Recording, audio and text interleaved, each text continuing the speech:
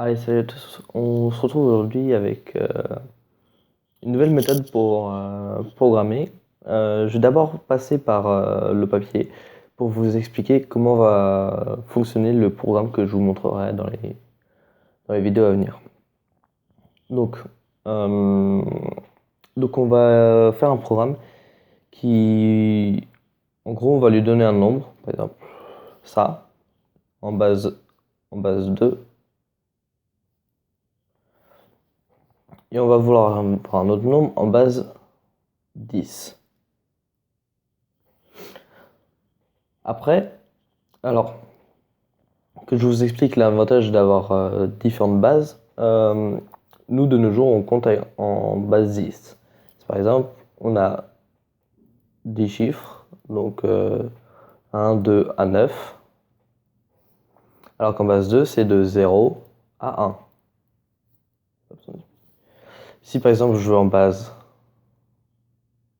7, ce sera de 0 à 1 à 6. Voilà.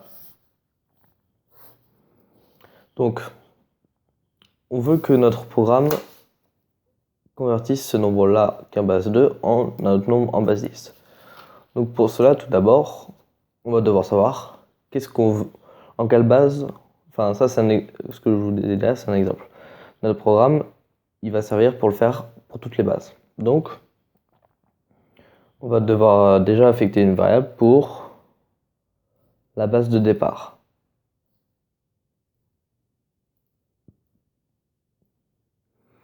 Ensuite, on va devoir avoir au moins une autre variable pour le chiffre de départ.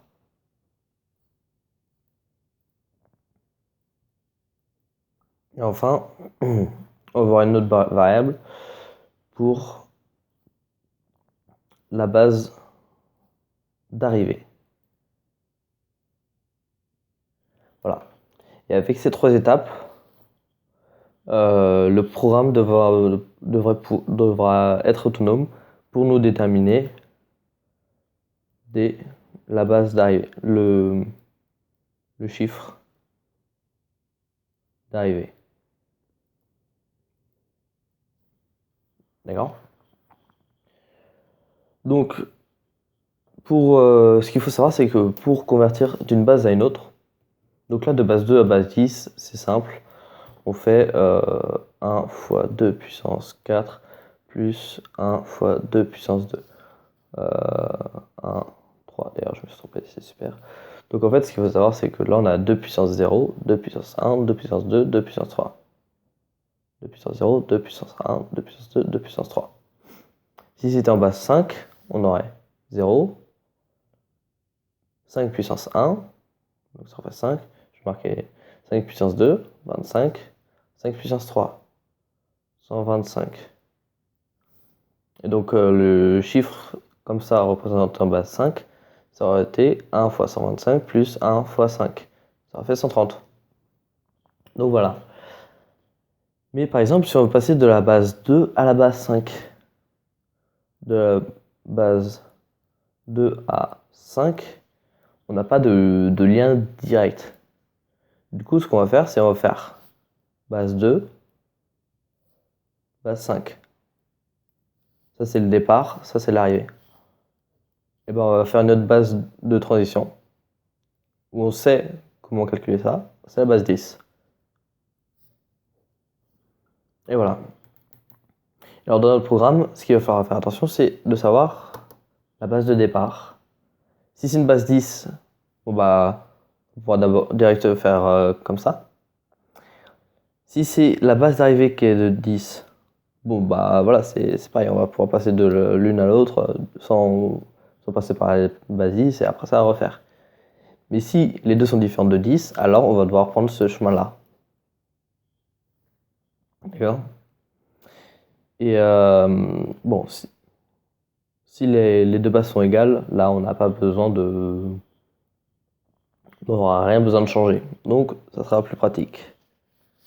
Donc c'est notamment ce que va pouvoir faire notre programme. Donc on va pouvoir du coup écrire notre programme en plusieurs parties. La partie 1, ça va être l'affichage. Ça sera tout ça, savoir quelles sont les données de départ, trucs comme ça.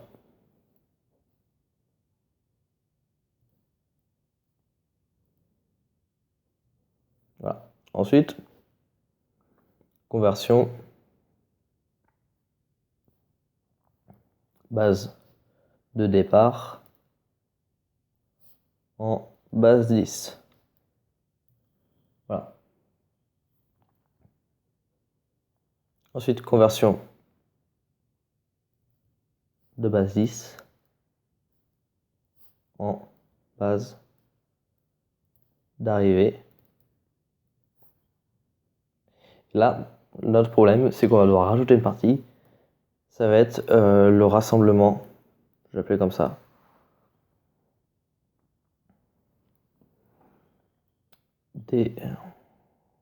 du nombre d'arrivées. Je vais vous expliquer après ça pourquoi c'est comme ça. Donc, on aura globalement, ah oui, il y aura une dernière, mais ça va juste être affichage, base, non, affichage, chiffre d'arrivée. Donc voilà comment on va se découper notre programme. Donc,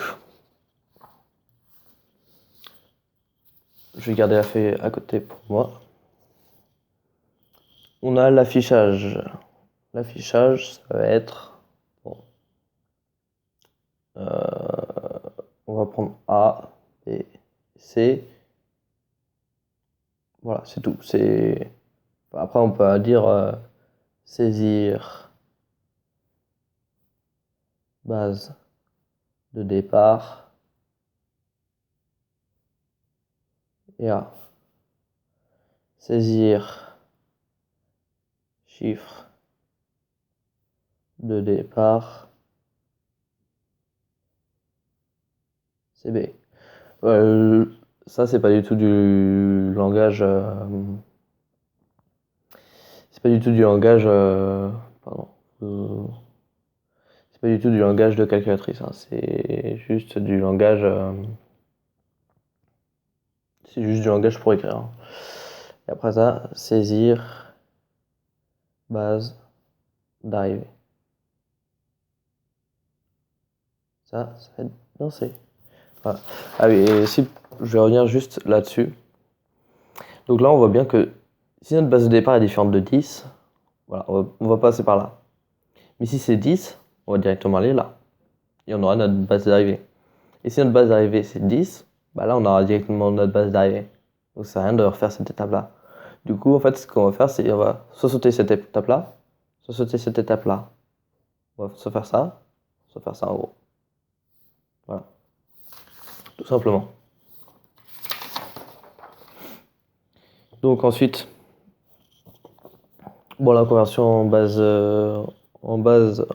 deux bases, je vais pas trop rentrer dans les détails, c'est pas ce qui est le plus intéressant. Enfin, si, c'est intéressant, mais ça va pas du tout être comme on va le programmer, du coup, ça va rien à voir. Du coup, ça a rien, c'est juste conversion.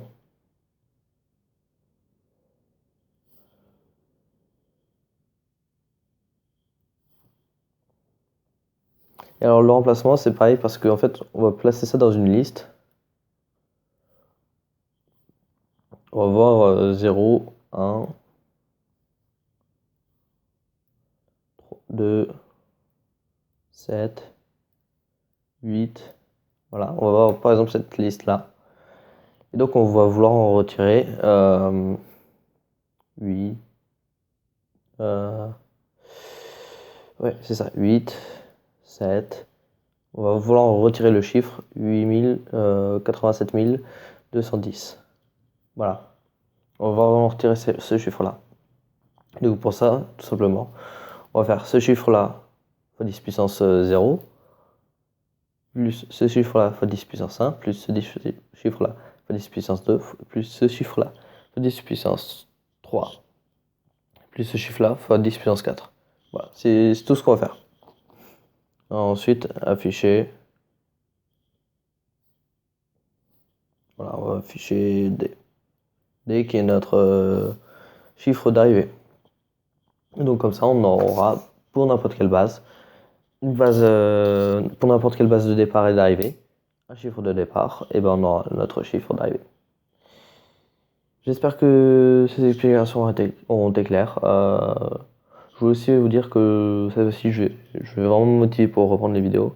C'est juste que là, je suis tombé malade en fait. Je sais pas si vous l'avez vu, mais dans la vidéo de la dernière vidéo, j'étais un peu malade. En fait, ça s'est décuplé avec le week-end.